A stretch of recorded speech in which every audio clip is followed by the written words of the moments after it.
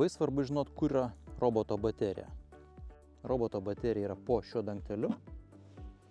Dangtelį atkeliat į viršų,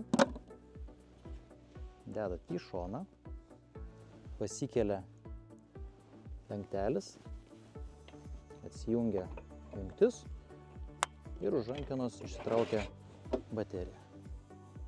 Tokiu būdu surenkam atgal. Prieš surenkant pakeliam dangtelį, atitraukiam kabelį, dedam į vietą, įjungiam jungtį, paleidžiam dangtelį ir uždarom dangtelį. Kada baterija yra įdėta, pakeliam dangtelį, paspaudžiam mygtuką ir robotas pasileidžia. Šiek tiek užtruks, nes kaip ir kompiuteris užsikrauna kažkiek laiko.